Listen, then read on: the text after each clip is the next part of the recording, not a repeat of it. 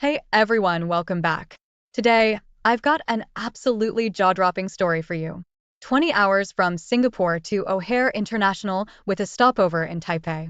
A business class flight that was little better than a cattle car called economy. And, even on my birthday, hardly alarmed me. Returning to Chicago for a brutal meeting with the head of our international stocks and shares trading desk didn't bother me much either. Trying to anticipate what would happen back home did, though. We landed a little after 8:30 a.m. and I caught a shuttle to the nearby Chicago Sheraton Suites hotel. I had booked the room the night before, so it was available immediately. I dropped my stuff, showered, and headed to the gym. I worked out with weights for 30 minutes, ran on the treadmill for another 30, and then went to shower. This time I stood under the jets for almost 15 minutes before turning off the hot water and dousing myself with cold water until I was almost frozen. Anyone will tell you that April in Chicago can't be called warm, but I endured until my teeth were chattering, then 5 minutes of hot water to warm me up. I was as close to waking up as I could possibly be. I headed to the restaurant for the American breakfast I'd missed so much for the past 4 months. Between pancakes, scrambled eggs, bacon, and sausage drenched in maple syrup, I drank 4 cups of coffee and headed to JP Morgan on Dearborn Avenue, where my appointment was set for 10:30. I took the elevator to the 8th floor, where the private banking suites were located, and walked through the lobby, showing my ID. From there I was escorted to one of the small conference rooms and asked to wait. So, that's how they wanted to play it out. There were 2 cameras covering opposite corners of the room, and I'm sure they were watching me. I tossed my leather briefcase and laptop onto the table, ignoring the polished wood, and walked over to the window. I stood there staring out at the street without moving. They left me there for more than 17 minutes. I know because I reached 10:20 Mississippi. In all that time I didn't move an inch. During my many trips to the Far East and Southeast Asia, I learned a few things. One of them was face. Not to be afraid or show weakness no matter what. Joe Rutledge, Vice President of International Stock and Commodities Traders, walked in, followed by Samuel Young, our corporate lawyer. If it had been just Joe, the meeting would have turned into a brainstorming session on fixing the problem and plugging the bleeding. If it had been Samuel alone, it would have been about how to cover the bank's ass in legal terms. But it was the two of them, so someone was going to get fired, and that someone was me, Adam. It wasn't without a handshake. He gestured to his seat, and they decided to sit across from me. The battle line was drawn. What the hell happened in Singapore? It wasn't really a question. We sent you there to provide stability for the young ones, and instead you approved the purchase of $300 million worth of stock in a brand new company listed on the Singapore Stock Exchange with no data other than they claim it's a good idea. Yes. Yes to what? Yes. His face turned from ruddy to purple and a vein protruded on his forehead. Perhaps you'd care to elaborate? Look, Joe, it's all in my report. The CEO prospect was top-notch. They dotted all the I's and dot all the T's. The management team from top to bottom is made up of experts in the field with nearly 200 years of experience. In addition, the project itself is 50 years in the making, and those numbers have been confirmed by Deloitte and KPMG. I sighed. The oceans have been fished dry, and their aquaculture project is one of the most technologically advanced on the planet and backed by real know-how and capabilities. Then why is their share price falling? He exclaimed. They went public at $17 a share and now they're trading at $9.55. He tapped his finger on the table. And what did you do? You went out and bought more. Yes, because there will be a rebound, and if the price reaches $25, as my team and I are forecasting, we'll have half at $17 and half at $9.55. That's a potential profit of $267 million. That's almost 90% profit. He didn't understand the whole picture. Joe, we own 25% of all shares. We are the single largest shareholder. A company that's failing. He shouted, sputtering with saliva.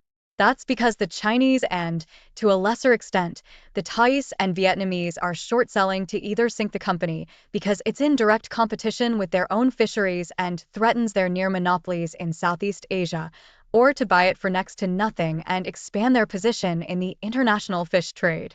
I prodded him across the table. We need to have the courage to stand our ground. It's just a failure. He shook his head. This isn't the crazy 80s and 90s. We need to trade on confidence and maintain a positive risk ratio. It's all in my report. I pointed it out again. Your report is nothing more than 50 pages of wishful thinking, he accused me. Anyway, it's not just my decision now. The council has approved my recommendation and you're out. And so it was Samuel's turn to let me off the hook. The offer was 3 months' salary and almost 30 days of accrued vacation, effectively giving me almost 5 months of pay. In addition, they would cash in my stock options and pay the difference between the issue price and the current price. All in all, I would walk away with almost $800,000, but with a ruined reputation and zero prospects for future employment, other than at McDonald's or KFC. By 2 o'clock, I had signed all the necessary forms, rolled my 17-year-old 401k into an IRA, turned in all company materials, including my laptop, and was escorted out. I stood on the sidewalk with an empty satchel over my shoulder and a strange feeling in my head like I had a brain aneurysm. I hurried to catch a cab to get back to the hotel, and my imagination vividly pictured me dying in the street with strangers pointing and staring at me. Once in my room, I grabbed a whiskey mini from the bar, mixed it with 7-Up, and poured it over ice. Blasphemy. I know. I sat down to contemplate my options. I was 42. I was too young to retire, but was I too old to start over? There was only one option left, and it seemed like a gamble, but on the other hand, would I have the courage or not? I decided that if I didn't have the courage, how could I expect others to have it? So I went shopping. An hour later, I returned with a brand new laptop that had Windows 11 installed and was ready to play. I downloaded the programs needed to track purchases and sales and got to work. I plugged in a flash drive with all my Singapore transactions, which I had thoughtfully left in my hotel room and away from my employer, and was ready to go. I checked our savings account. It had $50,000 in it. I had $250,000 each in my investment accounts, but it required 24 hours notice. I did so, then sold some blue chip stocks I owned and calculated that with my salary and option payments, I would hopefully have over $1,200,000. The money was due in the next 2 days, and I transferred almost the entire amount into an offshore trading account called Blue Sky International. By the time I finished, it was already 9 o'clock. I ordered a hamburger and a beer from room service and pulled out my phone. I considered turning it on, but I was mentally exhausted and incapable of dealing with all that was ahead of me, so I gave it up and instead lay on my bed watching the news. I switched to another channel to see how the world markets were doing, but there was almost nothing I wanted to know about. Whiskey, Bier, Hamburger, Whiskey. Eventually, the jet lag caught up with me and I passed out. The next morning, I had a very early breakfast as my internal clock was still going off. I drank my coffee and turned on my phone. It burst with messages. Help Dad, Mom is having a breakdown. It was from Dean and Katie. The message was longer, but the gist of it was this. What's going on with Jean? From my dad. Happy birthday and why aren't you answering your phone? From Jean's parents. Happy birthday, Dad. From Dean and Kathy. Happy birthday and good luck, Adam. From Team Singapore. Happy birthday, son. From Dad. Happy birthday, little brother. From my sister, Georgia. More calls followed from Dean, who said Mom was sad and crying but had already calmed down. There were no calls from Jean. No birthday greetings, no explanation as to why everyone thought she was acting weird. It was like I didn't exist. I caught the 8.30 flight to Springfield, called home, and found myself in a hot mess. The kids had left their games, soda cans and plates all over the living room. The floors looked like our vacuum cleaner was broken. The kitchen was even worse. The sink was clogged with unwashed plates. The dishwasher was overflowing. The trash can was overflowing. I took things to the laundry room, where unwashed clothes lay unwashed for what seemed like weeks. I separated the white and light from the dark and began the process. Once back in, I began to put things in order from the living room to the kitchen. There were 2 empty wine bottles and stemmed glasses in the living room. Both had lipstick marks of different colors on them. Our bedroom looked like it hadn't been changed in a while. I put on clean sheets, changed the duvet cover, and ventilated the room. The children's rooms were indeed cleaner. Dirty but cleaner. Being in cleaning mode, I packed, and did the rest. I vacuumed the floors and emptied the trash cans. It was almost 3 hours before I thought I had gotten things done, so I headed to my office to turn on my laptop. The first thing I did was check the Southeast Asia Aquaculture (CA) rate. It was down to $9.37. That was almost 2 points down for the day. We'll see what kind of balls I have once my money is in the till and I can enter the market. I called my dad. My mom died 5 years ago of breast cancer. We discussed Jean. He said she had seemed sad and depressed the last 2 weeks. He said she was heartbroken but for no apparent reason. Strange. I checked our bank transactions, but there's nothing unusual. It just keeps getting weirder and weirder. I checked the messages on our home phone, but nothing unexpected there either. I dried and folded my clothes for a bit, then decided to see what we had for dinner. The short answer was nothing much. I went into the garage and reconnected the battery to my Audi A6. I pressed the start button, and the car started the first time. I went to the local supermarket, bought some essentials, and came back with a set of groceries to make Thai green curry and jasmine rice. I boiled the rice and water and coconut milk with a bit of ginger to give it extra flavor. I stir-fried the chicken strips with zucchini, Asian eggplant, chopped lemongrass, fresh minced garlic, a bunch of Asian basil, and fresh cilantro leaves with fresh green chilies. I added a can and a half of coconut milk, 2 tablespoons of green curry paste, and the zest and juice of 2 limes. A tablespoon of fish sauce, and finally a teaspoon of sugar to balance the sourness, and let boil. I chopped 4 spring onions, fresh coriander, and basil leaves to garnish the dish with them, set the table, and poured myself a beer.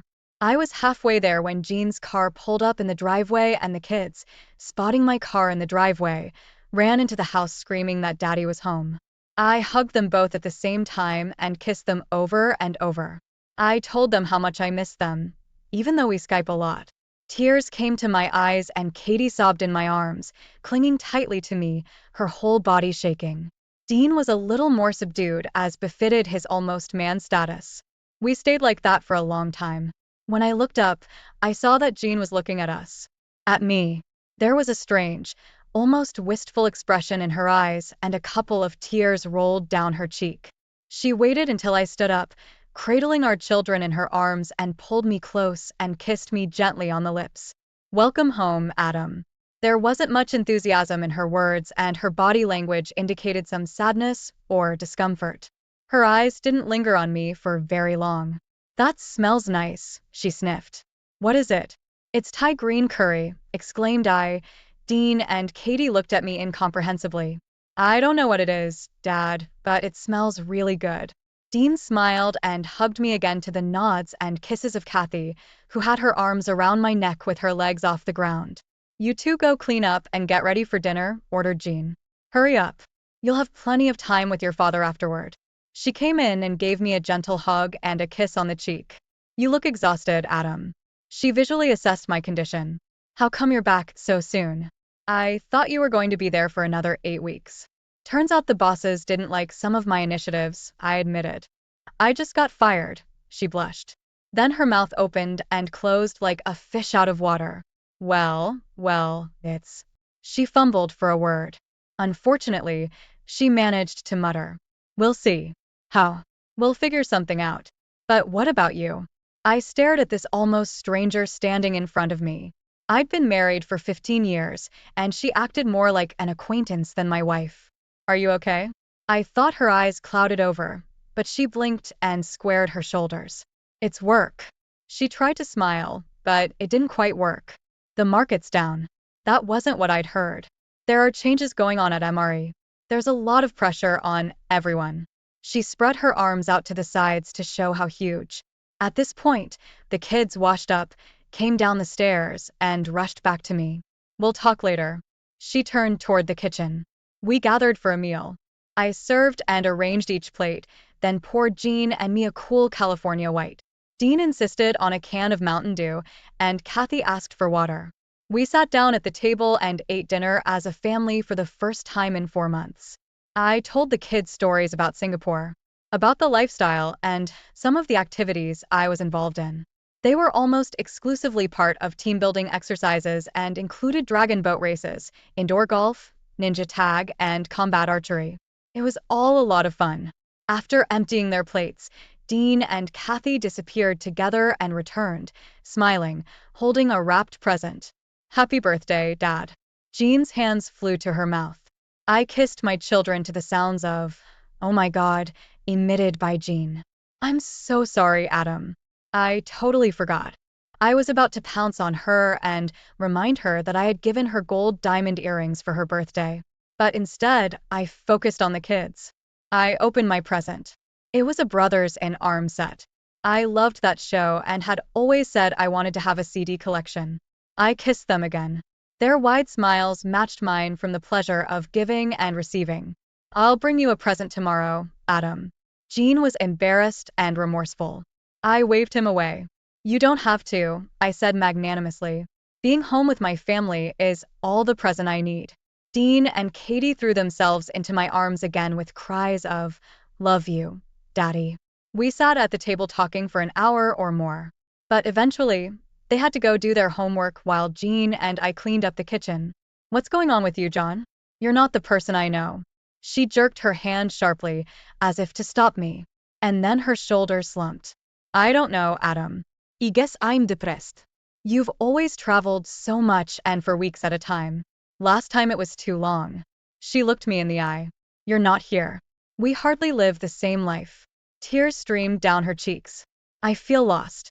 I reached out and wrapped her in a bear hug. She resisted for a while, but then she gave in and let me hold her and sobbed softly. We stayed like that for a while. I wanted more. I wanted to solve the problem. But she wouldn't let me know that she wanted anything more than to be held. She was right, though. Over the past 6 years, since I'd been promoted to supervisor, I'd found myself in the unenviable role of problem instigator for young, inexperienced teams. We discussed it and agreed that we would have to make sacrifices, with the ultimate goal of both of us retiring when I turned 50 and enjoying a life of leisure and travel. She gently pulled away and suggested I spend some time with the kids. I started with Katie, going over her homework, then did the same with Dean. After tucking Katie into bed, I kissed her goodnight and then walked over to Dean. Mom's not okay, Dad, he said with concern. She's crying and hardly doing anything around the house. She even forgot your birthday. He looked back at the door to make sure we weren't being overheard. I think she's having a nervous breakdown. There were tears in his eyes. Please fix it, Dad. I nodded, even though I had no idea what was going on or what to do about it. As I walked down the stairs, I heard her talking quietly on the phone. She heard or saw me and passed out. Who was that? I raised an eyebrow. One of the girls from the office. She ended the conversation. We looked at each other. She didn't back down an inch. Whatever was bothering her, she wasn't going to discuss it, but she looked like she was angry. Angry at me and trying to hide it. I decided it was a much more serious problem, but I could already feel the jet lag kicking in again, and I still had so much to do. It was 9:30 when I went into my office and checked the Singapore Stock Exchange. They were 13 hours ahead and had been trading for 2 hours already. CA was trading at $9.90. The stock was up a little. I went upstairs and waited for Jean to finish in the bathroom. She washed her face, brushed her teeth and hair, and walked into the bedroom wearing an oversized t-shirt, as she often did when she bothered to wear anything. I cleaned myself up, brushed my teeth, rinsed myself off, and climbed into bed. I reached for her and she tensed for a moment, then pressed herself against me. Please, just hold me, she whispered in a thin voice. I hugged her for a very long time. This was not the woman I knew. Something was fundamentally wrong, but what? Had I been away too long? Was the separation too hard? But she never said anything, not once. Had she fallen out of love with me? Fallen in love with someone else? Had an affair? And then I had a terrible thought. What if she's sick? What if it's a terrible disease and she doesn't know how to tell me? All these thoughts swirled without end. But finally, the jet lag and all the high emotions of the last 2 days took their toll, and I fell into a heavy sleep. I had dreams in which I chased a nameless and unknown shadow but couldn't catch it. I woke up at 4:30, still feeling tired and sick. I decided to go for a run and promised myself to buy melatonin pills from the pharmacy to bring my circadian rhythms back to center time. I was on the road for about an hour, and when I returned, I found Jean gone, carrying a short note asking me to feed the kids breakfast and drive them to school. It was still early, so I went to check my bank account. The money from JP Morgan had cleared and I transferred it to my offshore account. I checked the CEA shares, and not only had they lost their previous gains, but they were trading at $8.99. They weren't exactly in free fall, but on an escalator leading downward. I was faced with a choice: fix my marriage or fix my financial future. Is it possible to do both? I spent as much time as I could with Dean and Kathy and asked them some general questions about what they were doing in the months I was gone. The answer was that it was nothing much, except for some corporate activities with my mom's boss, Anthony Miller. They played miniature golf, went to the movies, and out to dinner. Kathy didn't notice anything, but Dean must have noticed my face and jumped up. He was always with his daughter, Evelyn, Dad. He defended himself. She always said Mom was such a big part of the company, like we were all one big happy family. Katie nodded in agreement. Yeah, and Evelyn was always with us, she agreed. I smiled at them all and told them I was glad they hadn't stayed home and enjoyed life while I was gone. But now I was back and summer was on the horizon, and I wanted us to go on vacation and make the best of it. They nodded approvingly, and I hugged and kissed them again. I drove them to school and called a few friends to make arrangements to meet up for the morning. Then I called George Tallis, my old mentor. He was my manager when I first came to the trading floor, and he taught me many unseen trends that no computer program or application will teach you. Everything is driven by greed and fear, he told me over and over again. We talked for a while. He still lived in Chicago and was a registered broker running a small company for a few old clients. We discussed my accreditation. I was registered with the SEC and was a member of FINRA, as well as registered with the Illinois Securities Authority, and had signed an AML, anti-money laundering compliance document. We agreed that I would send him an electronic copy of the SEA prospectus and discuss it later that day. I stopped by the HHS Community Pharmacy located across the street from St. John's Hospital. It was convenient on the way to my first appointment of the day. I was leaving the pharmacy with melatonin and a few vitamin pills when I noticed Jean and Evelyn Miller coming out of St. John's Hospital. They were holding onto each other and looked like two women bound together by a shared grief. I discreetly watched them as they walked with their heads down and shoulders bowed, bereft of hope and dreams. They climbed into the Uber that was waiting for them and disappeared into the flow of traffic. What the hell was that? I ran through all the options that had been swirling around in my head since the previous evening, but nothing was coming out. Was my wife sick and didn't tell me about it? Was Evelyn sick? They looked grief-stricken and clinging to each other, but not sick. Neither of them looked sick. Maybe it was a mutual acquaintance? They looked too emotionally attached to the pain to be mere acquaintances. A friend then? No, more than a friend. A lover? Yes, quite possibly a lover. But a mutual lover? Whatever and whoever it was, they both shared a deep affection. Say it, my mind insisted. Were they in love for each other? Maybe, but that wasn't it. Shit. So now what? So I did the rational and logical thing, or at least as rational and logical as was possible under the circumstances, and went to the meeting. I talked about the possibility of participating in CAA and left nothing out, including getting fired. At the first meeting, Julian Knowles said he would contact me later after he discussed it with his investment club. The second meeting was with Aaron Goldstein, an old-fashioned retailer with a lot of money. He liked the idea immediately, and after spending some time at his computer shifting money around, he agreed to transfer $10 million into my trading account after the paperwork was completed. I was having coffee at Starbucks on Monroe when George called. He liked the prospectus and had a group of interested investors. We agreed on a sliding scale commission structure so that the higher the yield, the higher the commission percentage. I called my dad and discussed the CAA opportunity, and he said he'd like to invest 100 grand. He would wire the money the next day. I then discussed with Gene the whole situation I was in. He fell silent, and I mentally saw him scratching his head. My father's reasoning was slow and methodical. He worked as a risk analyst for one of the major insurance companies in the state. When he responded, it was with concern. Her behavior resembles that of a woman in mourning. Well, she wasn't mourning her mom or dad. They were both disgustingly healthy and lived in Arizona. Apparently, they liked the warm, dry climate. She had no siblings, and her few cousins were scattered all over the country and were almost strangers. We talked for another long time while I questioned his thoughts, and finally I had to agree with him. He bowed out, but not before telling me that he would send me the number of a private investigator whose services they had regularly used in the past to investigate insurance fraud.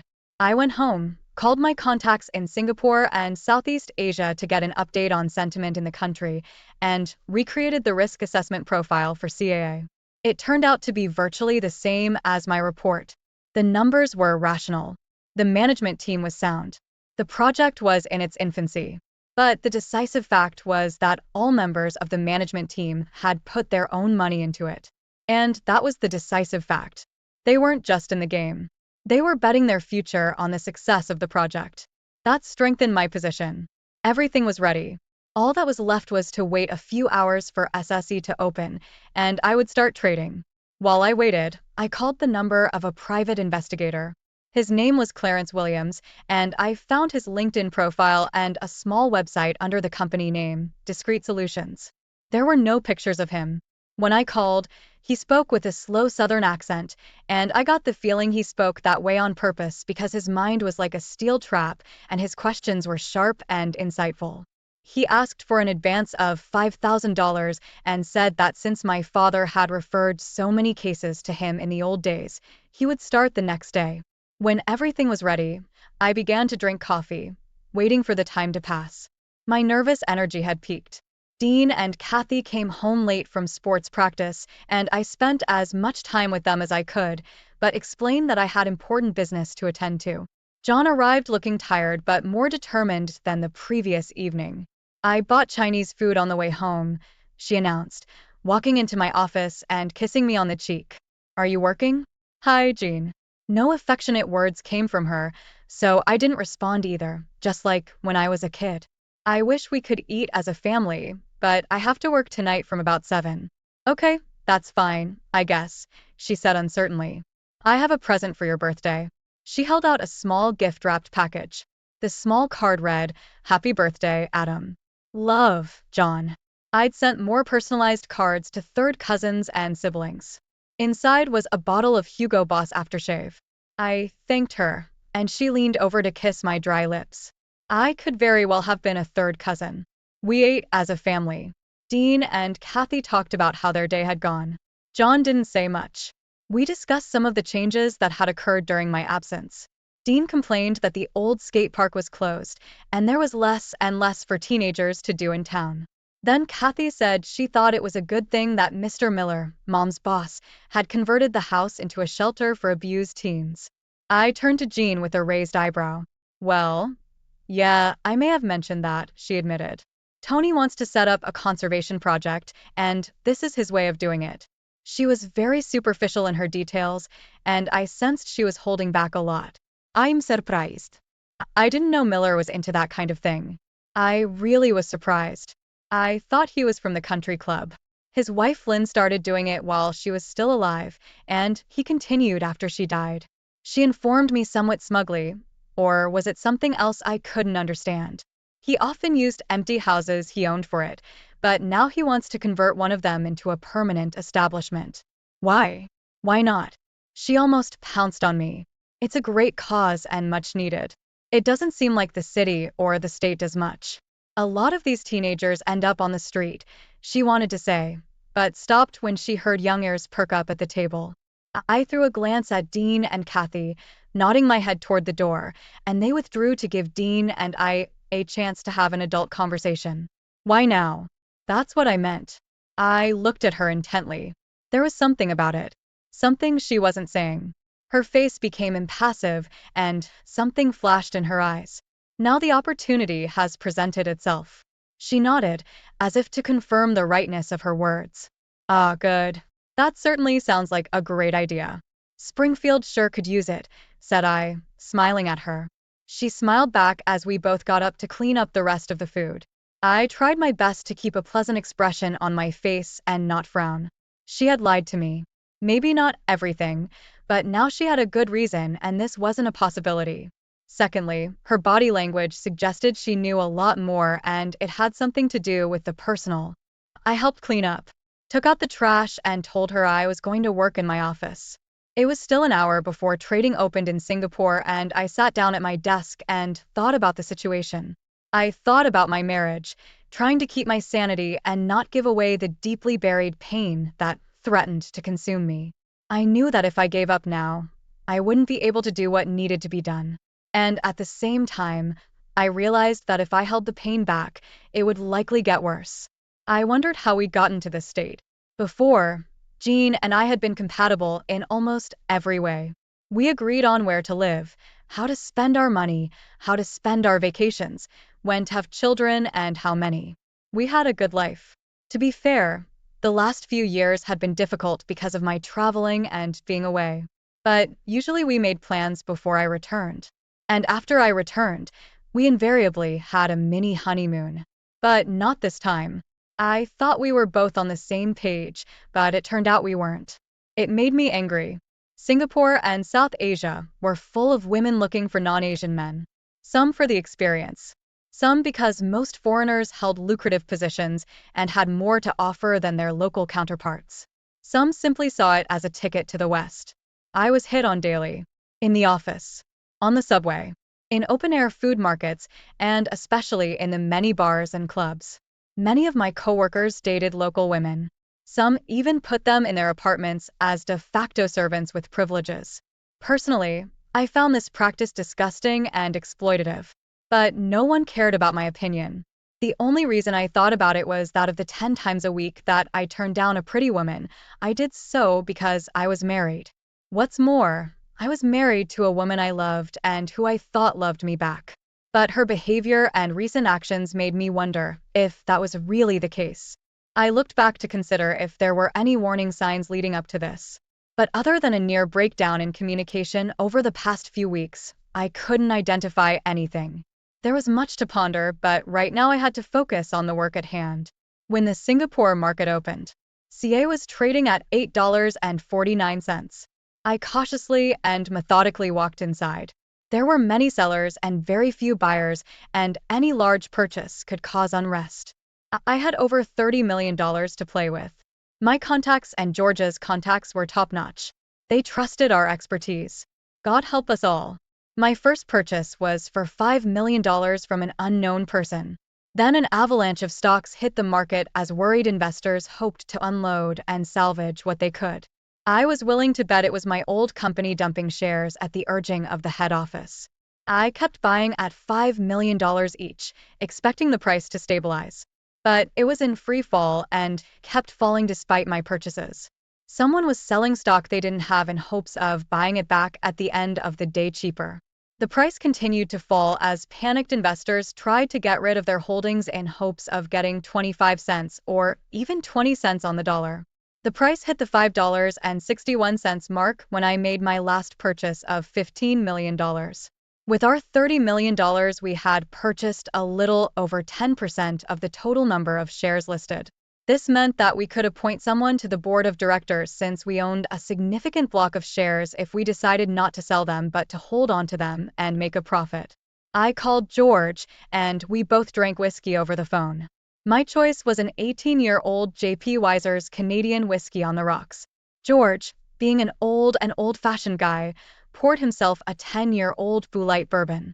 Our purchases ended up encouraging some investors sitting on the sidelines to buy at this bargain price. As a result, by the time I logged off, the price had steadily climbed to $8.72. The short sellers were stranded and lost money. I wiped my eyes and looked at the time. It was almost 2 o'clock in the morning. After cleaning myself up in 5 minutes, I quietly climbed into bed and passed out from the melatonin pills I'd forgotten in the car. I woke up late the next morning. Everyone was downstairs. Dean and Kathy were finishing breakfast. John was on the phone. I heard her say something about time is of the essence. When she saw me, she said goodbye to the person on the phone. Work. She shrugged exaggeratedly. She poured me a cup of coffee. You must have been up late. I nodded, taking a sip. So, did the trade or something go well? I mimicked her and shrugged unresponsively. She had no idea that everything but our house depended on CA. It's still early. We'll have to wait and see. I waved it off. Okay. She walked over and kissed my cheek. You still look tired. I'll take the kids to school. With those words, she walked out of the kitchen, calling out to Dean and Kathy as she went. They shouted bye and love you, Daddy, and left. I poured a second cup and headed to my office. I checked the stock price at the close and was pleased to see that they had gotten a late rally as market sentiment turned and closed the day at $10.14. Those who held the stock had to be pleased. Those who were short selling must have bathed in blood. Good. It was time to stabilize the stock and start trading to its potential away from the games being played by hostile entities. I washed my face and started sending out emails and making calls. My first order of business was to catch up with our investment crowd. To do this, I started with the Miller Real Estate website. It was business as usual. A vision and mission statement with testimonials from happy sellers and buyers. There was a section about the company's social responsibility program, the essence of which was to help teenagers in trouble. They called it New Horizons House. They claimed to provide housing, food, training, counseling, and help troubled teens find jobs, finish school, get off the streets. I couldn't find anything else on their website, so I went to Facebook. I found Anthony Miller on Facebook, and it turned up a lot of pictures of his cars and vacations and people he knew and interacted with. There was also a recent group photo from one of the corporate events. The entire MRE team was there. Anthony standing in the center with his daughter Evelyn sitting to his left and Jean on his right. Two things stood out. He seemed to have lost a lot of weight and looked much older and, if not worse, haggard. The second thing I noticed was that Jean was holding his hand and looking at him instead of at the photographer. It didn't mean anything because you can read anything into moments like that in a Renoir painting, but still. I looked through Jean's Facebook pages and there was nothing much there but a few old photos and posts of the family, including the two of us, at a time that in my mind had come to be defined as better times. There was nothing but good news about her work, school, and sporting events. Everything was so banal and mundane that it held no interest. The last picture she took of us together was over 2 years ago. On Evelyn's Facebook, there have been a significant number of photos of her with Jean over the past few years. In some of the pictures, she was pictured with Jean and Anthony, but there was nothing objectionable in them other than the fact that they were spending time together. The last messages were somewhat cryptic about the meaning of life and praying to God and the universe for positive results. I had another conversation with Clarence Williams. Please call me Clarence Adam. I've worked with your father for so long that I feel like I know you. I told him I wanted to expedite the investigation. He said he'd try, but it all takes as long as it takes. Then I called my father. His advice was to stop drawing unfounded conclusions and homegrown theories, let the experts do their job, and finally, give them time. He put it simply. I found myself in a quandary. Should I contact my wife and start fixing what was broken? Wouldn't that lead to more heartache later if I realized I had been played for a fool? On the other hand, if I did nothing and everything could have been fixed, how hurt I would be if I could have made a difference but didn't. There was a hot lawyer's office in town and I called. I got through to a staff member who advised that it was better to fix the marriage than to divorce. There are very rarely winners, she said. Mostly there are only losers. I had one last card to play. One of Jean's male colleagues owed me a small favor after I recommended some inexpensive but quality stocks to him. He had last worked at MRA about 6 or 7 months ago, but I decided to elicit some information from him. He worked for a competing real estate company but was free for a late lunch, so we met at Red Robin for burgers and beers. Chad walked in wearing his trademark golf shirt, chinos, and Dockers with a pair of sunglasses on his head. If he tried, he couldn't have looked more like a realtor. After pleasantries and general chatter while eating burgers, I got down to business. He laughed when my intentions became clear. So you're out fishing at him? I nodded. Why? I'm trying to understand something about MREs. I limited my explanation. Something came up that's been bothering me. He turned serious. Everything changed when Tony lost his wife to cancer. He seemed to lose his drive for a long time. Then his daughter became the driving force, and over the next year or so he seemed to find himself again. He paused and looked at me shrewdly. Your wife and he became very close. She was sometimes referred to as his office wife. He paused to gauge the effect he was having on me, and I gestured for him to continue, for my throat constricted, and I feared that if I tried to speak it would come out as a croak. I didn't see anything inappropriate, but you know how cruel office gossip can be. He scratched his head. One thing I can say is that Tony, Evelyn, and your wife spent a lot of time together, but you weren't home that often, were you? I shrugged helplessly. We talked about the subject without adding anything new. He was about to leave when he suddenly remembered something. You do know that Anthony was rumored to have been diagnosed with cancer, right? We said goodbye, but I stayed and called St. John's Hospital. I presumptuously asked what room Anthony Miller was in. It turned out that he was in a private room in the oncology ward. I paid for lunch and headed home. I had a lot to think about. This evening went much like the previous two, except that after cleaning up, I went outside with a whiskey and a charcuterie. For a while I sipped and puffed away. The neighborhood was quiet. Jean came out with a glass of wine in her hand. Can we talk, Adam? Shoot. You went on the MRE website, she accused me. Apparently he was a little more advanced than I expected. I guess if they intercepted visitor data, they could use it to make contact. I want to know why. Why what? Why did you go to the company's website? What do you expect to find? I assume you've also checked everyone's Facebook page? She glared at me, daring me to say the wrong thing to start an argument or start a confrontation. We'd been married long enough for me to recognize those signs. What did you expect to find? Exactly what I found. I made a poker face. And what was that? Why are you questioning me, Jean? I'm not interrogating you. It feels like you're spying. Social media pages hardly qualify as private space.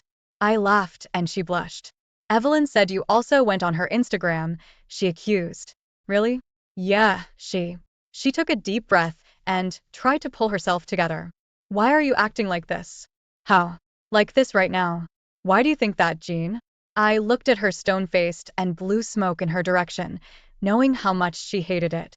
She waved her hand, dispersing the smoke, and spilled some wine on her blouse. Please stop, Adam. She began to cry. In a normal situation, I would have enclosed her in a hug, but not this time. Why are you crying, Jean? I looked at her without emotion. You're upsetting me with your behavior, Adam. She growled louder to get her point across, but I only let out more smoke, creating a small cloud. Who are you? I asked her. She tried to formulate an answer, but remained voiceless for a while. Finally, she found her voice. I am your wife, Adam Carter. That's who I am. She looked at me. I'm not sure. I stepped back as she gasped and ran into the house. I finished my drink and went to my office to work. CEA stock was rising strongly and had risen to $11.92, and it looked like the trend was going to continue. George and I talked it over and agreed that this was a trend, not a spike. I stayed online and continued to monitor the activity in the market. With the exception of the blue chip stocks, which were in a mild uptrend, the rest of the market was volatile but within expected boundaries. CEA was the only stock showing significant upward movement, but yet it was still far from its listed price. It seemed that we were seeing some profit taking on the part of those who bought low. I texted one of my JP Morgan team members, and he admitted that they had managed to dump about half of the stock at 50 cents on the dollar, but my former boss Joe Ratledge told me to hold the rest and wait, as the trend looked positive and maybe they could eventually come out in the plus side. We both laughed a little. He said that JP Morgan might eventually want to rehire me and fire Ratledge. That night I grabbed a spare blanket and slept on the fold-out couch in my office. The next morning, I checked the closing prices on SGX again and was pleasantly surprised to see that SEA had closed at $1.13 and a few cents. The trend continued as predicted, and our investors doubled their money. Now, if we had managed to reach the predicted $25, we would have made over 300% profit. I made breakfast and called the kids to eat while I drank coffee. I completely ignored Jean all morning and then drove the kids to school. After dropping them off, I headed to the gym and went to IHOP for a very late breakfast. I made some calls, and when I got home, I had a 2-hour meeting with George. We talked about starting a combined brokerage company with offices in Springfield and Chicago. We discussed the idea and agreed that he would begin working on the structure and equity in the new business, and I would develop a plan to go to market. I was in the process of drafting the document until late in the afternoon when I heard Jean come in. She was alone. I left Kathy and Dean at the Beckers for the night. She informed me, "We need to talk." She invited me to come into the living room. She poured me a bourbon on the rocks and herself a glass of wine. I sat down and waited for her to begin. Usually whoever starts talking first loses, so I sat in silence, sipping my drink until she got excited and started. "I don't know what you think I've been doing while you've been away, Adam. I haven't thought about anything yet." "Well, you're being very disrespectful and ugly to me." The woman was right about that. "Is that how you feel?" I raised an eyebrow. "Disrespectful?" She started to nod, then realized it was hypocrisy and took up the water. "I'm sorry, Adam. You're not home anymore. We're like two strangers." She snorted with some satisfaction at her terse description. "So after 17 years, we're strangers because I've been gone for 4 months? All the Skypes, all the texts, all the phone calls didn't matter? There was a lot of pressure on me and you were far away." She wiped tears from her eyes. "But you're my husband and I'm your wife, and that's all that matters." She flashed her eyes, daring to contradict me. She stood up and withdrew. I sat there sipping my bourbon, wondering if this woman had lost her mind. I heard her cell phone ring as she spoke, unable to make out the words. Soon all I heard was the murmuring of the water in the bathtub. It was some time before she came downstairs. She was wearing a soft knitted gray dress that ended a palm above her knees, a pair of black shoes, and a single string of pearls I had bought her in the Far East a few years ago. "Go take a shower and get dressed," she told me. "I'll make a reservation at the Chesapeake Seafood Restaurant." I was ready in 15 minutes. I dressed with the feeling that she was on the phone with someone again. I ignored my instinct and bit my tongue. We drove to a restaurant where she started with a gin and tonic in the lounge since Jean had discovered gin. I deliberately beat her to it by ordering a Singapore gin sling. Later, when we were seated in the dining room, she ordered a hot pot of mussels and I ordered half a dozen oysters in a half shell for first. We drank Chardonnay and talked about the kids. She didn't seem very concerned about me losing my job. "You're one of the smartest people I know, Adam. I believe you'll find a job quickly." She smiled at me. Apparently, she had no idea that I was now a pariah in the corporation. "Anyway, our savings will help us get by until you get settled." I almost snorted with laughter and concern. She had no idea that our entire future now depended on my stubborn unwillingness to admit that I was wrong about CA. Nevertheless, the evening got better, not worse, as we discussed friends, parents, and the usual everyday topics that are the foundation of any marriage. She asked about some of my former coworkers she met at company parties. I shied away from talking about MREs until I had some information. Then it was time for the main courses. I ordered the captain's platter, and she ordered the lobster. She treated me to wine and I drank it, wondering if she was trying to get me drunk.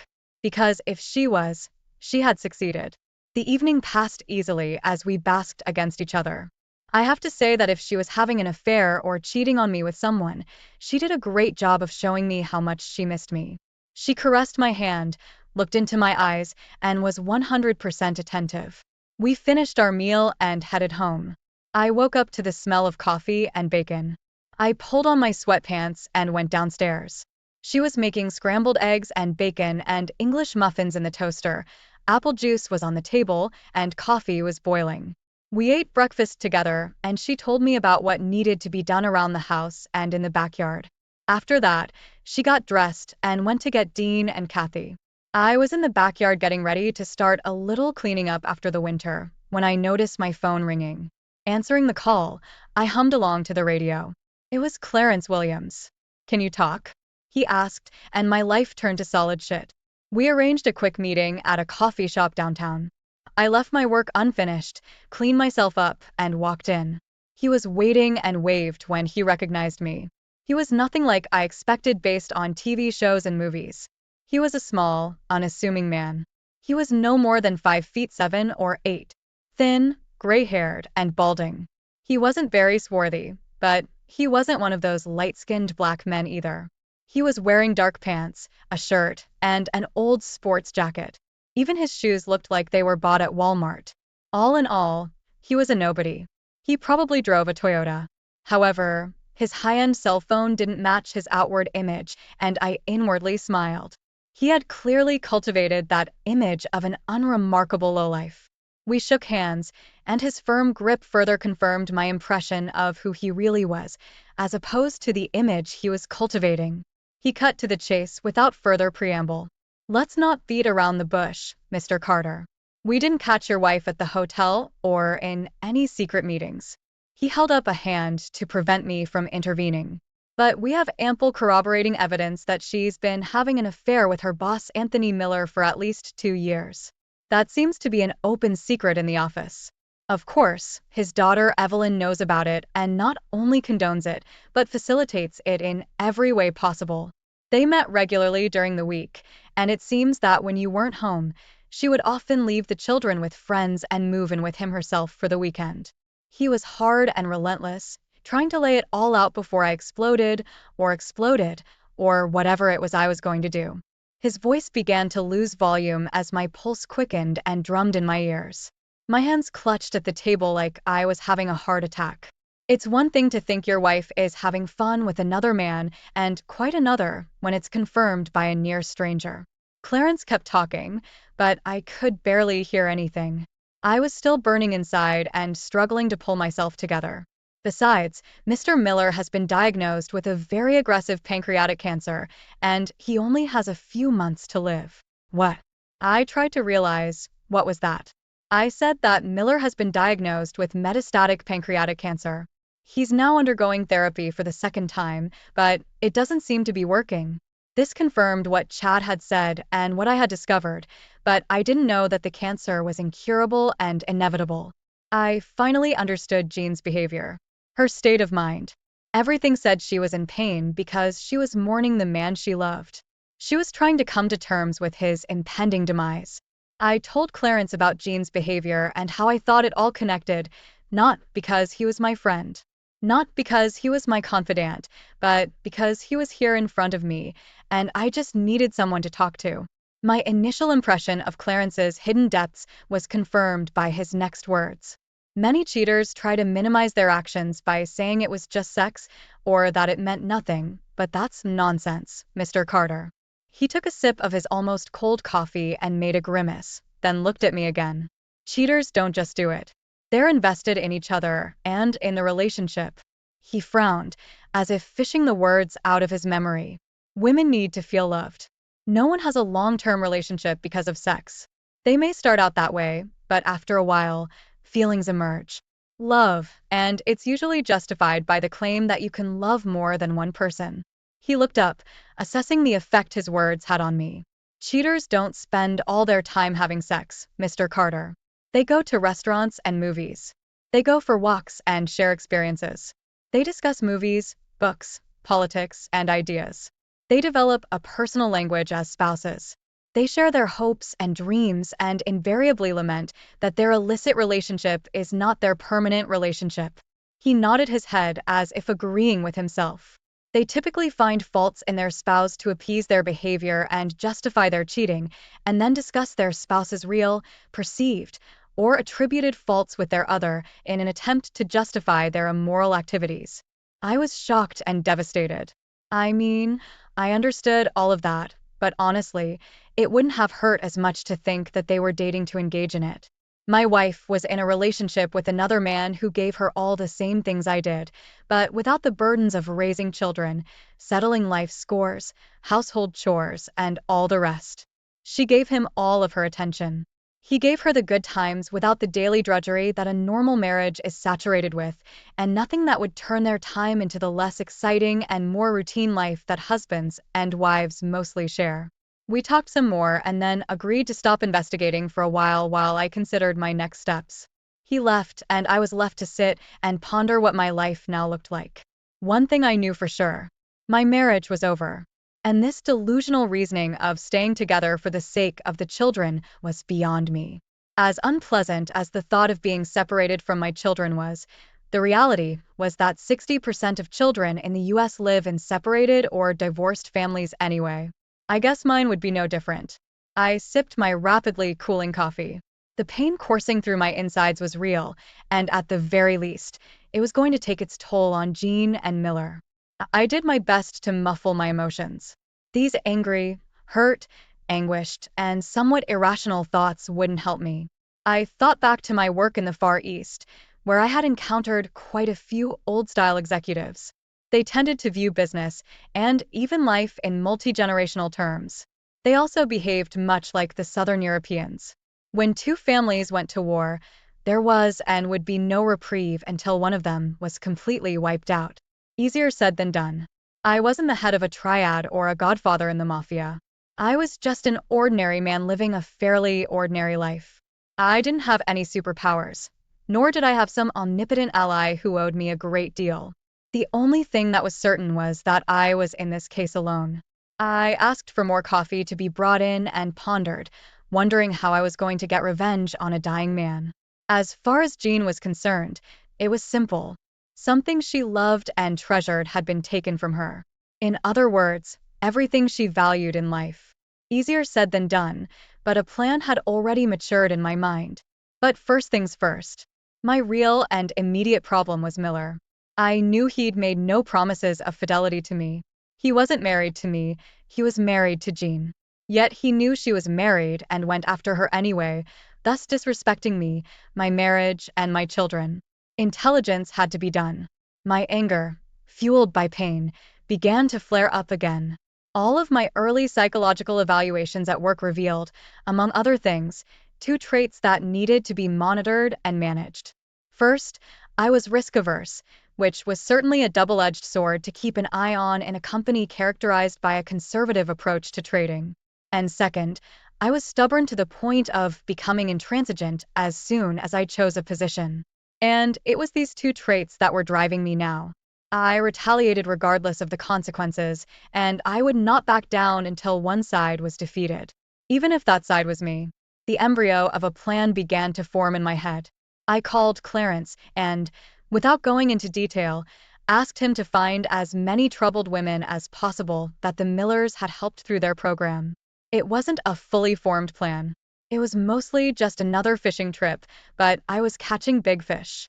In 2014, I was transferred to our Kenya branch for 3 weeks, and on a free weekend, I joined a local team for some deep-sea sport fishing in the Indian Ocean. There I learned some valuable lessons. You don't go fishing for marlin. First, you fish trolling with brightly colored bonito spoons, the local name for a small tuna known in the US as false albacore, and in Hawaii as kava kava. You lure the live musky fish toward you, then thread a line through it, bait hooks along the length of its body, and catch a marlin using it as live bait.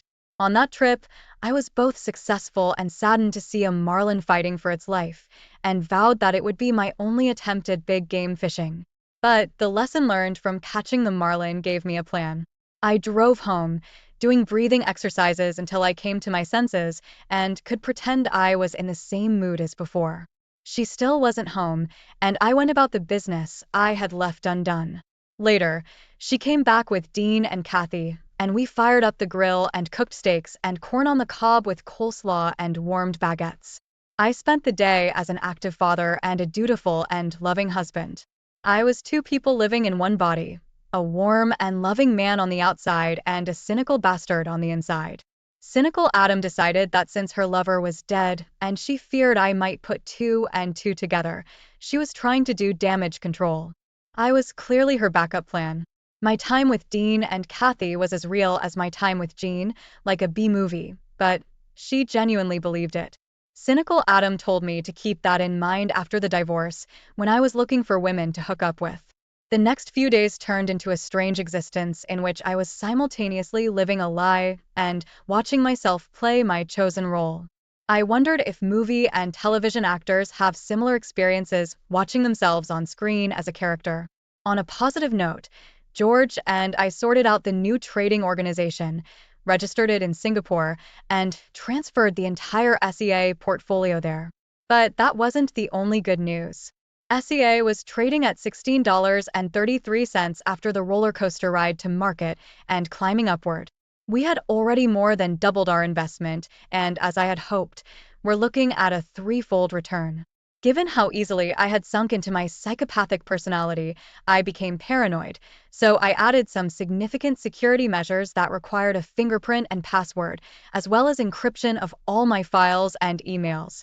I always turned off my laptop and completely deleted all emails that didn't come from George without opening them. Then I would also upload everything I wanted to the cloud and reformat my phone, completely deleting everything and then re-uploading what I needed. After that, all that was left was to research other interesting stock listings and call potential investors I knew from JP Morgan in anticipation of me making an offer to buy some of their business. The only thing I wasn't too worried about was the non-compete clause, as the layoff made it mostly invalid. My marriage front went quiet while I waited for the ammunition to arrive, and it arrived on Thursday in the form of a flash drive from Clarence. The handover was done at a different coffee shop than last time because my paranoia was at an all-time high, albeit for no particular reason. He made a list of 14 women. It was everyone he could find. There were brief biographies, and some even had old photos attached. 5 still lived here. One of them worked as an escort. A prostitute to be exact, so Miller's intervention didn't help her much. She had a number. I went and bought a cell phone, then called her, and we arranged to meet at a motel on the outskirts of town. She said an hour was $100 and I would have to pay for the room. She arrived on time, 2 o'clock in the afternoon. She was small, thin, and tattooed. Her name was Layla, and she stood in the doorway. "Show me the money." Those were her first words. I pulled $200 out of my pocket, placed the bills on the bed, and gestured for her to sit down. I raised my hand to stop her. "How do you feel about making 1,000?" I asked, but she jumped up, grabbing her bag. "I don't do shit, mister." "No shit," I assured her. "I'll pay for the information." "What kind?" "I want to know about the home for abused and vulnerable women you were in a few years ago." She wasn't sure, but after some thought, she agreed and told her story. Briefly, she said that she left home as soon as she left school because she hated her stepfather and ended up on the streets. Eventually, having lost all hope, she began selling herself for food and lodging. One John, when she didn't want to do what he wanted, threw her out on the street like trash. She was found by passersby who called the police. They took her to the hospital, and someone contacted Mrs. Miller, who offered her a place in the house once she was discharged. She stayed there for almost 6 months, she said, until the rules and regulations bored her and she left. She finished her story, and we looked at each other in silence for a while. Her story was typical, though no less tragic. I wondered if what I was about to do would be another case, but the need for revenge took over everything else. "So, when you lived in this house, were you bullied right away, or did it start later?" She blinked rapidly, trying to comprehend my question. She started to shake her head no, side to side, then froze. I could see the gears turning in her head. "How much?" "I think 5,000. I began to negotiate. "Why?" I thought about it for a few minutes. She may have been an uneducated prostitute, but her negotiating skills were good enough for any corporate boardroom. Miller ruined my marriage, and I want to destroy it. I looked at her for signs of hesitation. Whether she'd do it for the money or for the greater good. 20,000? She smiled grimly, watching me like a hawk to gauge my reaction. I hesitated, figuring out how plausible she could be. She smirked, looking at me. What? I can see you pondering whether spending 20 grand on an unimportant person will help your cause. Damn. This young tattooed woman was on a roll. She leaned toward me, and we ended up nose to nose. Give me a 25 and I'll show you the power of the Me Too movement in action. I told her we had to plan it out and arrange how the money would be transferred. She told me that she wanted the money so she could get a fresh start elsewhere since she had a little girl and needed to get out of the business. I offered her honestly that if it worked out, I would set her up with a job in Chicago, and her eyes lit up. For real? For real? You're tricking me just to get what you want. She looked both hopeful and scared at the same time, like a child who is about to reach for the candy but knows it could be taken away at any moment. I managed to reassure her that everything was fine. We agreed that she would do what she promised, and we would meet to discuss next steps as soon as she was ready. We exchanged numbers. I gave her my phone number and asked her to save it under Jerry's name. I begged off, and phase one was complete. At home, I continued my dichotomy of inside and outside, and Jean seemed to keep buying into it. To be fair, she too was focused on the Miller Legacy project to notice much else. I was getting inside as much as I could without making her suspect anything and getting information about how far the project had gotten. We cooked and ate together like old times. During breakfast, she said she'd be busy helping set up New Horizons house, and there would be a grand opening on Monday at 10. I already knew about it. It was written about on the company website and social media. I feigned interest and, without appearing to, questioned her. Turns out they were planning to have the mayor and his entourage cut the ribbon. A whole bunch of local media was also supposed to be there, as well as the CBS television station. Did they stop the chemo and radiation so Tony could feel well enough to attend? I heard her ask. Probably Evelyn's. I didn't hear an answer. It's going to be a life-changing moment. She sobbed slightly. Not if I had anything to do with it. Time to turn up the heat. My divorce papers were ready. All that remained was to get permission to file them. Illinois was a no-fault state in 2016, and there were no laws allowing me to sue Miller for loss of affection either. So it was a matter of irreconcilable differences. I started the day on SGX. Our stock had reached its issue price and was rising, albeit in small increments. A good start to Friday. I had a coffee and tuned in to the WMA radio station. At 9:30 there was an interview with Evelyn. She was talking about the wonderful social responsibility program that MRE and her father, Anthony Miller, have been up to. It was soulful stuff like chicken soup for the soul. She explained that the New Horizons house is simply an ongoing evolution of a program that her mother started. And after her mother's death, her father continued. Now there was an opportunity to turn it into a full-fledged project with full funding. But obviously it would work better with community participation and donations. The host spoke almost enthusiastically about the value of the project and then asked listeners for their opinions. A Boomo listener spoke favorably, and some promised to donate. The presenter promised to put donation information on the WMA homepage, and Evelyn said there are details on the MRE website and on the New Horizons website. More calls in the same vein followed until, hello. The voice on the other end was hesitant. She was urged to speak louder, and between a broken voice and quiet sobs, she managed to raise her voice. Please, please don't believe the house helped anyone. She managed to croak out. All it did was allow Mr. Miller to abuse women. She burst into tears over the phone. Evelyn went into an apoplectic fit. Never. This never happened. My father is a good man. He would never do anything like this. The caller was still on the line. He did, and more than once. Her voice rose with justifiable indignation and anger. Do you know what I am now? She shouted in a breaking voice. I'm a whore. I work the streets. That's all I'm worth thanks to your precious daddy. Her pain was unbearable. My name is Layla, and your father ruined me. She sobbed, and the connection cut off. The station went into a commercial break. When they returned, the anchor was torn between his original interview and addressing the elephant that filled the airwaves. Evelyn was stunned by this turn of events and tried to explain that it was nonsense and that her father was a good man who would never do anything like that. It was obvious that she believed that, but then again, we all want to believe the best about our parents. All the lines were ringing with people both scolding and praising Layla. One said what you'd expect from a whore. She's clearly trying to make a buck. Some wanted to ask questions of Evelyn while others suggested that the authorities, whoever they were, should intervene. The talk show host was no fool.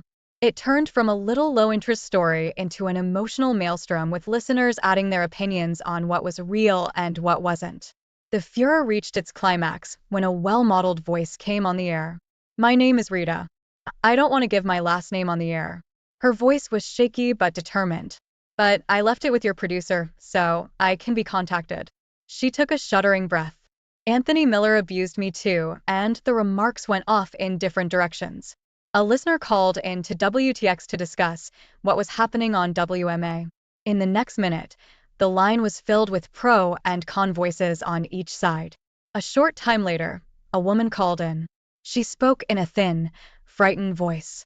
"I'm a married woman with children," she cried, "and I had hoped to put all this behind me, but Mr. Miller has been harassing me too." She broke down and sobbed on air. I'm so sorry, I promised. I promised I wouldn't say anything. But I can't live with this. I was young and I needed help and he made me do anything to him. I couldn't say no. I didn't know how." She disconnected. There was a long silence before Master could say anything. It sounded like he was crying. I called Vicky, an old high school friend who works at the local newspaper and anchors the news for 2 regional radio stations. I asked if she had heard about what was going on at WMA and WTX. She had. I told her I was concerned because my wife works for MRE and the New Horizons Home Project. I asked her opinion. She wasn't sure but was going to look into the matter. She said if it was true, it would be the biggest abuse case in Springfield in 2 generations. By lunchtime, the story had gone quiet on the air. None of the radio hosts wanted to offer an opinion. However, social media and Twitter in particular went wild. At first, opinions were split 50 and 50 for and against. But within hours, it turned into a fierce witch hunt and woe betide anyone who sided with Miller. Hundreds and then thousands of women took to the platforms to tell their stories of abuse from a variety of sources. Some were detailed. Others were nothing more than an admission of Me Too. Some were so graphic that they could be categorized as X-rated. Within hours, it was impossible to distinguish truth from nonsense. The information went viral and spread not only across states but entire continents. I passed out with a massive headache. I reached for the Tylenol. The day was early and the kids were still in school. From the stress and emotions I had experienced, I was sweating and feeling dirty. I undressed in the laundry room, walked naked to the shower, and collapsed under a stream of warm water. I sat down and cried like I hadn't cried since my mom died. In fact, I cried harder. Losing my mom was a knife to my heart, but it was a knife to my soul. I had crossed a line that could no longer be crossed. Nietzsche's saying that he who fights monsters must be careful not to become a monster himself accurately described me. Miller had done bad things to me, but I had unleashed a firestorm that had already lost control. All I could do now was hang on and pray. I picked up Dean and Kathy and drove home to make chicken stir-fry with noodles and a small oriental salad on the side. We waited for Jean, but there was nothing. I tried to call her, but her phone was off. We finally ate, and I put a plate of food for Jean in the microwave and a small bowl of salad in the refrigerator. Dean, Katie, and I sat down to play the Forbidden Island board game, and Jean was still gone. By 10, the kids had gone to their bedrooms, and I was alone in the living room when she came in. She looked like she'd just been through the ringer. The shadows over her eyes were streaming. Her hair was a mess, and she had the aura of a woman whose world had just crumbled. "You heard?" She sighed with a shudder. "Have you heard all the nasty things they say about Tony?" She groaned, collapsing into a chair. I handed her a large brandy which she gratefully accepted, drinking half of it in one gulp. "Yeah, sounds like your boss is a predator," I told her in an even emotionless voice. "Where there's smoke, there's fire." "No, Adam. He's a good man. He would never do anything like this. Time to get to phase 2. Jean?" She looked up from her brandy. "You obviously didn't know the man very well. You don't know me." I turned the screws. "You and I have no secrets." We're husband and wife, so you know what I'm capable of, just like I know you. I held her gaze. You may know Miller as your boss, but who knows what he's really like? I watched the conflicting thoughts and emotions play across her face. No, no, he's a good man. He would never do anything like that. I would know. I threw her a helplessly confused look. But how is Jean? How do you know? I mean, he's your boss, your coworker. He could be hiding a million secrets. I haven't interacted with him that much, but I always felt like he was hiding something. He's the kind of guy you wouldn't leave alone with your wife or daughters. She sighed. And he, you know, has he ever tried anything with you? She turned white, and I pretended not to notice. No, no, never. How can you even ask that? She tried to snark at me, but ended up just looking dumbfounded. Because you're a pretty woman, Jean, and if what they say about him is true, he must be very immoral. She burst into tears and looked deeply into her glass of brandy, but found no answers there either. She finished it and headed upstairs tiredly. She said hello to Dean and Kathy and said goodnight, and then I heard the shower running. I finished my cognac and headed to bed. By the time she got out of the shower, I pretended to be half asleep. She came downstairs in her robe. I climbed out of bed and made my way to the landing. She was talking to someone. From the sound of it, probably to Evelyn. She repeated nightmare several times. Then she asked, but why? Why isn't there more than one woman saying she was attacked? Finally, she said she didn't think it would go away easily. How right she was. She made a second call. Hi, Tony, I heard her say. I caught snippets of phrases where she kept telling him that everything would be resolved, and it was some big misunderstanding. I barely heard her remove herself to the kitchen, but I caught her last words. I love you too. I heard the microwave beeping, and she spent some time alone, probably snacking. By the time she got to bed, I was asleep. Saturday, I woke up first and made breakfast and then drove Dean and Kathy to sports practice. When I got home, I was on the phone with Vicky. She informed me that another woman had applied, and there were 4 so far. She also told me that her sources in the mayor's office said that the entire project was now considered toxic and was being distanced from it. A number of civic associations soon followed with denials. By mid-morning, the Attorney General's office had issued a statement that they would conduct a full investigation into the matter. By the time I got home, it was gone. The SGX exchange was closed, so there was nothing to do. I talked to George about business and to my father about the state of my marriage. He agreed that it was irretrievably broken. He said he felt sorry for Dean and Kathy, but like the rest of the kids in the US, they would learn to cope. I called Jean. Where are you? Evelyn and I and the company lawyers are trying to fight these nasty lawsuits. Are you sure you should get involved? I colored my voice with concern. The spillover could be significant, and you don't want to be in it. She resisted, as I knew she would, but all their lawyerly entreaties went nowhere. On Saturday afternoon and Sunday, which were the busiest days of the show, MRE had less than 20% of its previous attendance. By Monday morning, the phones were ringing off the hook with calls of canceled and withdrawn sales orders. The opening of the New Horizons home was postponed until the negative publicity was over. That Monday, another woman made herself known in an unusual way. This woman was married to a wealthy businessman and was well known in the community. According to her, she spent a total of 8 days in the house before she gave them her name and they contacted her parents. During that time, the man she knew as Mr. Miller abused her twice. She left her lawyer's details for all the women who had been assaulted by Miller to contact him so they could file a class action lawsuit. By the end of that week, 5 things had happened. First, Miller was interviewed by the district attorney at the hospital, after which his condition deteriorated. Second, 3 of the 5 women came to the police and testified. All of them claimed to have been assaulted. Interestingly, all of the assaults occurred within a short period of time, about 5 years ago. Third, the media storm escalated to the point where MRE closed its doors until further notice. Jean naively told me every night about how Evelyn was trying to keep the business going while vendors were leaving and taking customers with them. Fourth, CA had passed the $24 mark, and I was slowly throwing blocks of shares onto the market, which were quickly snapped up without lowering their price. We made back our original investment and still owned two-thirds of the stock. To put it bluntly, we sat back in complete delight. My dad took Dean and Kathy out for the weekend. I was on my way back from a small boutique where I bought a chilled bottle of 2012 vintage Verve Cliquot. I was ready to celebrate with Gene number 5. I noticed a BMW X5 SUV with the MRE logo on the doors parked in my driveway next to Gene's Lexus. I stopped and walked into the house. They were in the living room. Jean was crying and Evelyn was stroking her back and generally calming her down. Ladies. I saluted them, walked over to the cabinet where our crystal was kept, and pulled out 3 champagne flutes.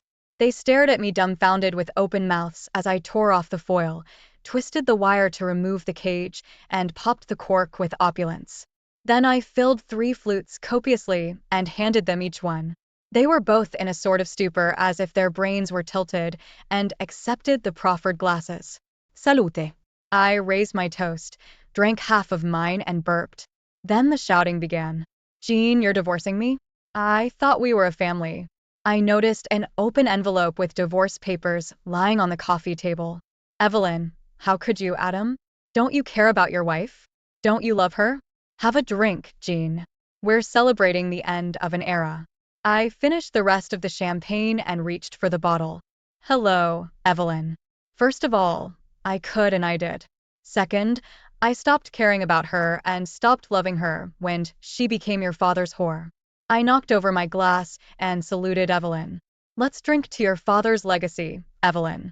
I hope he lives long enough to stand trial, and then the whole world will know what a piece of shit he really is. She turned white and collapsed onto her back. I turned to Jean. Get yourself a lawyer.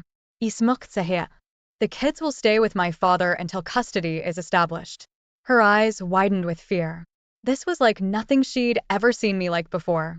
It looked like I had turned into the very monster I feared. Evelyn dropped her flute on the carpet, making a mess. They looked at me the way one looks at a madman with his finger on the trigger. So for champagne, no. You left me alone for so long and so often. I needed human contact. She tried to justify herself, but couldn't meet my gaze. I understand. I laughed humorlessly. And how do you manage that now?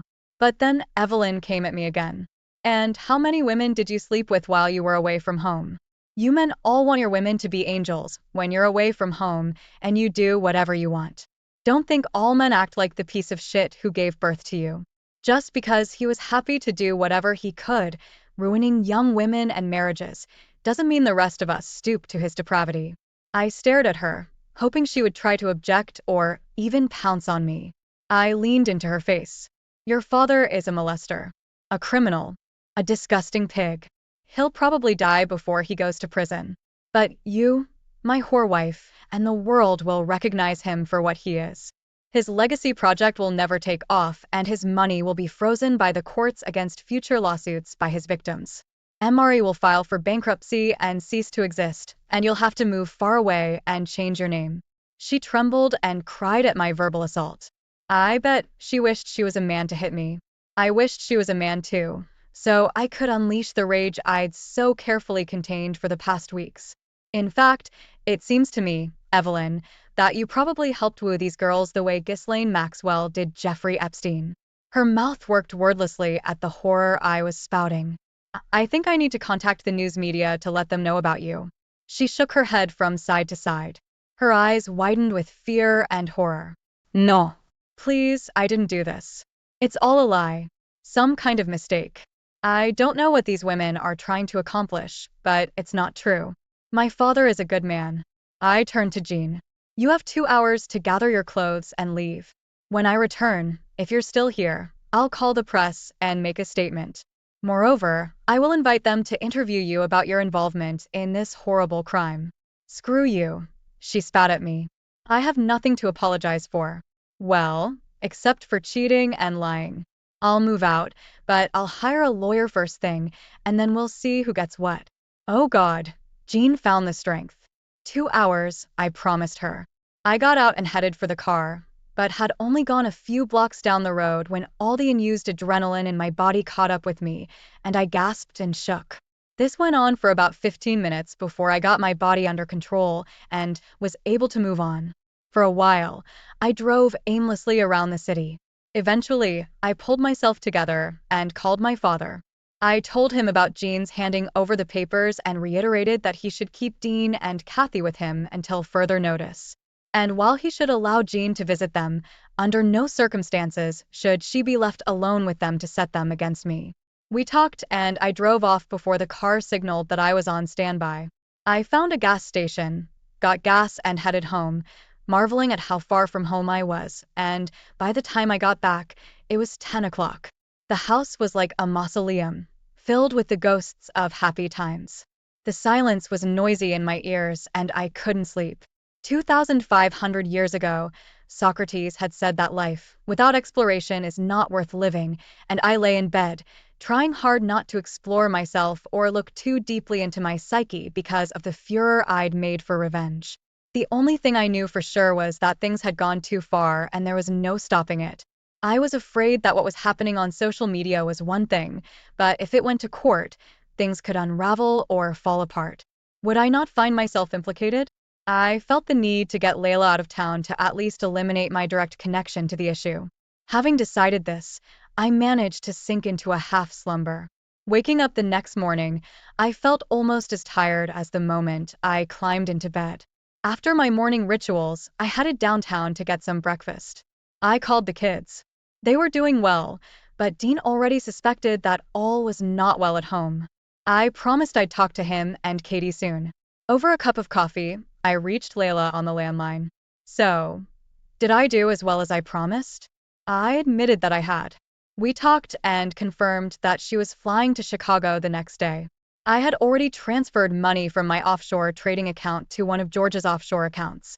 Then, he had transferred small amounts to a bank account she had opened, and Layla was $25,000 richer and off to a job as a property management assistant organized by one of George's investment contacts who owned a number of commercial properties.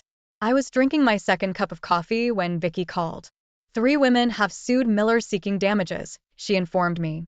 The papers will be served on Monday. We talked for a while. She said she and the news editors were surprised by the timing and how the whole story had unfolded.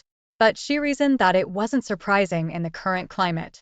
Once the first woman, Layla, who claimed she was a prostitute, got publicity, the rest followed, as in the case of Harvey Weinstein. I spent the rest of Saturday with Dean and Kathy. I told them that their mom and I would be getting a divorce because she was having an affair with her boss, Anthony Miller. Kathy didn't quite understand what an affair was. Dean understood. She slept with Mr. Miller, Dad? I nodded sadly. Yeah, they've been sleeping together for a while now. Kathy was crying. Dean was unfazed. We packed up and taking my dad with us went to the golf course and hit a few buckets of balls. Dean and Kathy used some of my old clubs and both had a good natural swing. After eating dinner, we went to a Greek restaurant and eventually headed to bed. I went back to my quiet mausoleum and had another sleepless night. On Sunday, I got a call from her parents. They wanted to know if there was any hope of reconciliation. For the sake of the child, they said. How can I reconcile with a woman who has been having an affair with her boss for years? I asked. And that one happens to be a maniac. Jean may have even had a part in it. There was a collective sigh. Living in Arizona had weaned them off the bomb that had hit Illinois. It will all be figured out in court. I assured them and walked away, leaving them with a shattered view of their daughter. Life went on, mostly slowly and painfully. Dean and Katie moved back into my home, and my father moved in to help out. This essentially left me with a business that was gaining momentum as George and I were getting lots of positive feedback.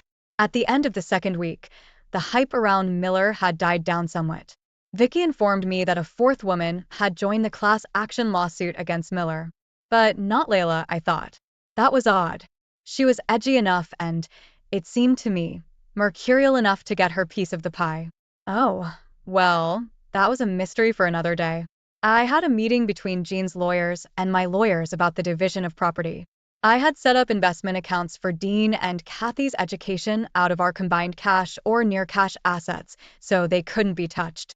My last paycheck and payments from JP Morgan went directly into my offshore account, and her lawyers were still trying to get documents from my previous employer.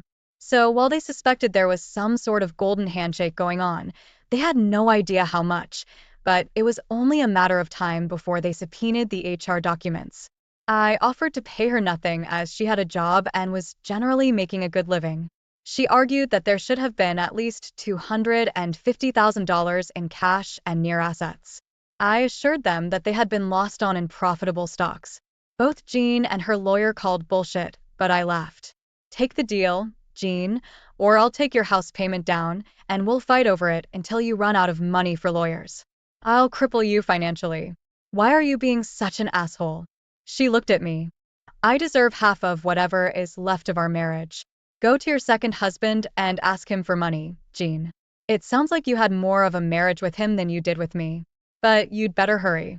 He may not have any money left after those poor assaulted women get what he did to them. I wish I could say it was all over after that, but it wasn't. Not at all. It dragged on for months, but most of the cards were in my hands and righteous anger kept me going. She hesitated from meeting to meeting. At one, she was saying that I made the whole relationship between her and Miller look much more serious than it really was. At the next meeting, she blamed me for her behavior. Then she wanted to know why we had to get a divorce and that we couldn't work it out. The next time I heard from her that she was going to give me to the cleaners. At another meeting where I refused to give in, her lawyer said he would get her back in the house immediately. I gave her my biggest grin I was capable of.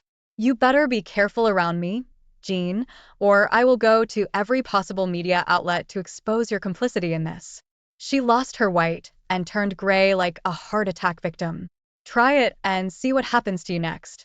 As I left the lawyer's office, I noticed Evelyn sitting in the foyer. She was glaring at me angrily. I smiled at her the way one smiles at the walking dead, and her smile faltered and faded. You should have stayed out of this, Evelyn. Well, what you sow is what you reap. 2 days later, Layla was another $5,000 richer, and the local newspapers, Twitter, and the rest of social media were ablaze with the latest revelations that Evelyn Miller had been helping her disgraced father, Anthony Miller. The DA's office has come under fire for not arresting Miller or taking action against his daughter. The DA's office spoke at a media briefing, stating that they were still in the early stages of the investigation. The press didn't hold back, and another storm erupted. The public was still reeling from the story of Ghislaine Maxwell and Jeffrey Epstein. Soon the bloodlust was gripping Evelyn Miller as well. Miller was sued by 4 highly publicized women. I became seriously concerned and began having sleepless nights. Going to court was a huge risk for me and could have easily derailed the whole case. It was the 6th week since my return from Singapore. I was working from home as usual when the doorbell rang. It was Evelyn. What do you need? I wasn't going to pretend. Can we talk, Adam? No. I don't want to be associated with a predator like you. I glared at her and closed the door, leaving her standing outside. She called again. Just as I knew she would, she rang. Please, Adam. Just talk, she begged. I felt like laughing out loud. Where's your entitlement, bitch? Instead, I said, I don't think so. You just want to record me and try to get me to say something you can use for your own purposes. I won't, I promise. Good. Her eyes lit up, but I held out my hand, stopping her. But first, put your person phone in the car. Wait here. I closed the door, unobtrusively set my phone down, and pressed record. Okay, talk. I let her go and moved to the nearest couch. She looked unsure whether to stand or sit, but I motioned for her to sit across from me, and she sat on the edge, as if she might rush off at any minute. She brushed her loose hair out of her face and pulled herself together. I know it's you, Adam. You're the one who created this whole nightmare. I just stared at her without emotion. She probably thought I was a serpent in her Garden of Eden. Stop it. Stop it now, Adam. I just sat there looking at her in silence, and she changed the subject. I know you were hurt by Jean's affair with my father. Whoever was hurt, but this nonsense about my father subjecting women is a lie, and it needs to stop. It needs to be disproved. I laughed in her face. There's nothing I can do, Evelyn. It's up to the court now. Please, Adam. Please make it stop. I know you can. I smiled unhappily. Now that your world has collapsed, you want me to help you. Where were you when your father was entertaining my wife? Her face turned red again.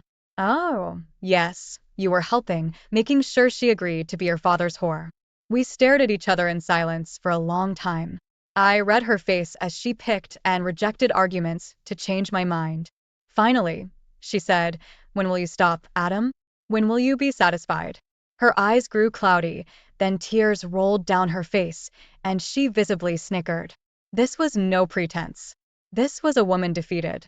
Not until your family is completely destroyed, Evelyn. She shuddered. Her eyes widened in horror. There will be no stopping. There will be no ceasefire. There will be no peace. I spoke slowly and purposefully. I wanted her to realize this wasn't a game. She couldn't back down. This was real. She realized the truth and fell silent as she thought about what I had said. Then she surprised me by coming back for another try. You want revenge on Adam? How? How? How? She clasped her hands together and stared at the floor, unable to meet my eyes. She was in her early 30s, unmarried, and had no children. Her Facebook pages indicated that she had recently broken up with her last partner, so she was single.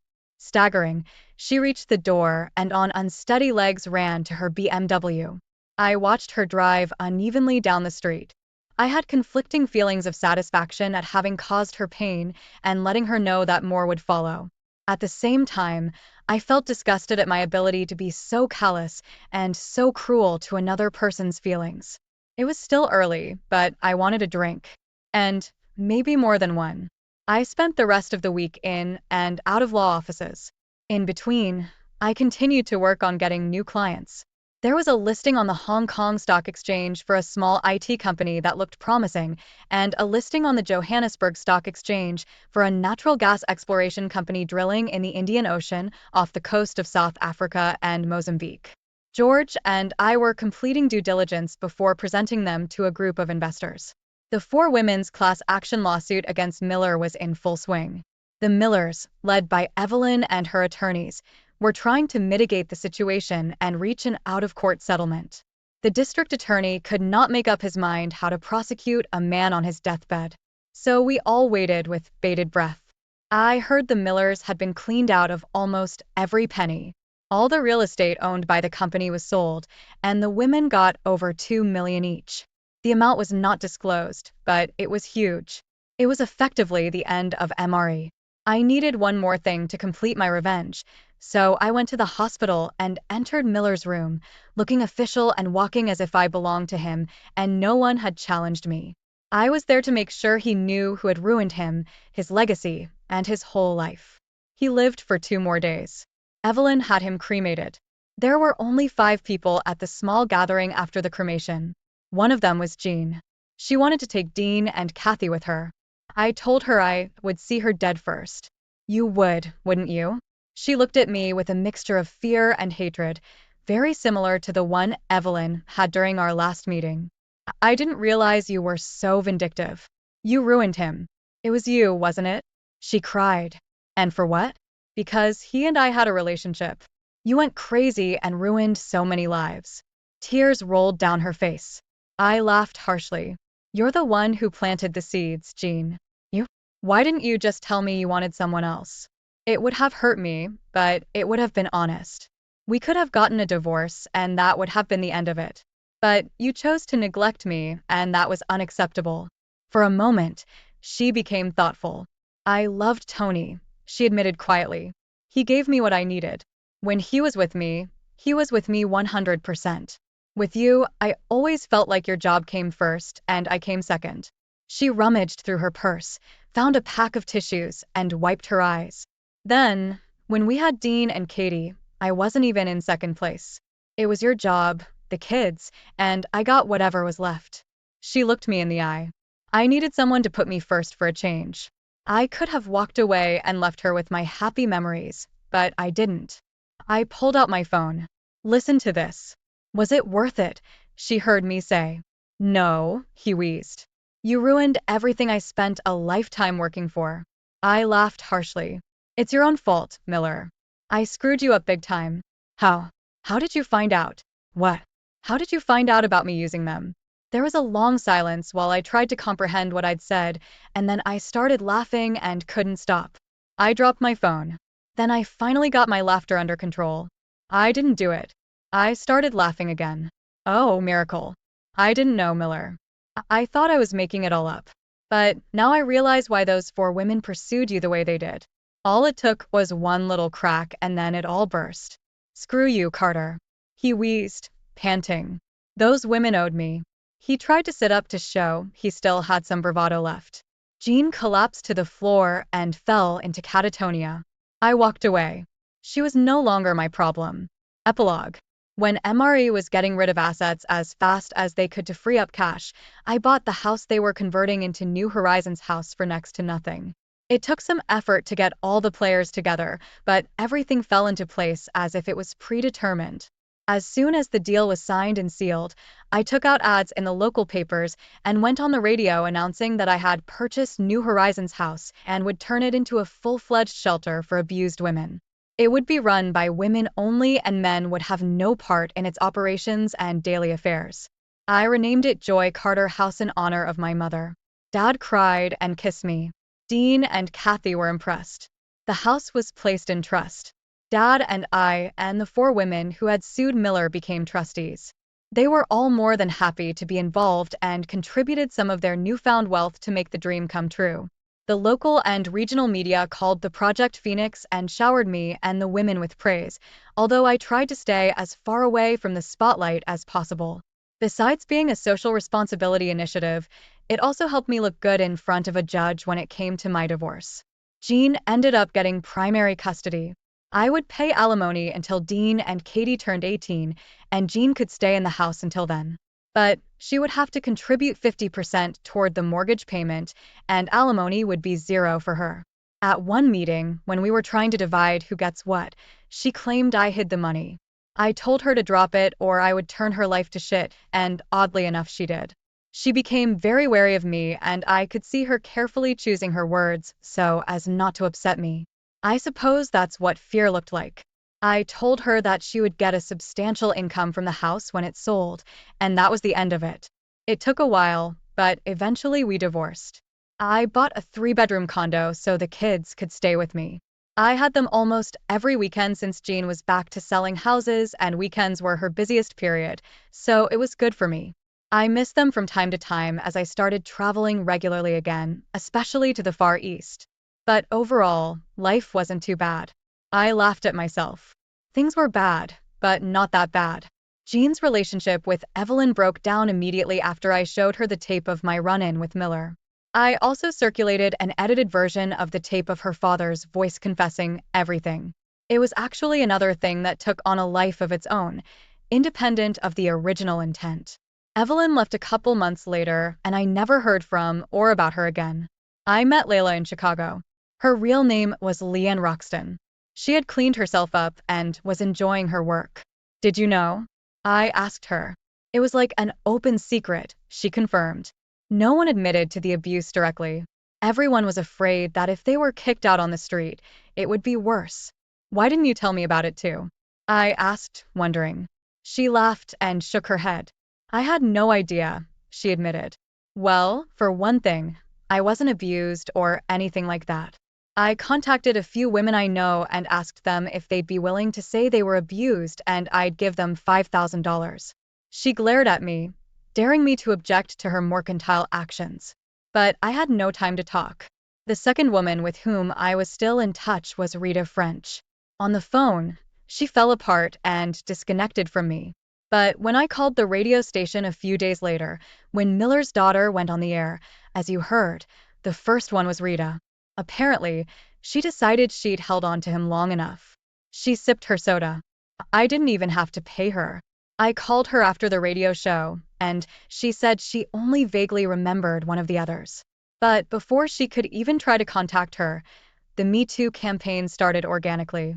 And once it started, the whole thing just took off with us. You could have made so much money. I sympathized. She shook her head sadly. By the time they sued Miller, I was in Chicago and honestly had no idea what was going on. When I looked again, it was already over. She smiled slightly, remembering what could have been. But you gave me a good start, Adam. Thank you. Well, that was it. My revenge was complete and against all odds, my actions were justified. It was more than I had expected. I kept telling myself I wasn't a monster, but was I? The Millers were destroyed, just like in a fictional saga. I learned lessons in revenge and executed them in ways I never dreamed possible. Financially, things were looking up for me. The business was growing, and George was starting to talk about me buying him out so he could retire. Dean and Kathy adjusted to life the way teenagers do. Their focus was on school, friends, and sports.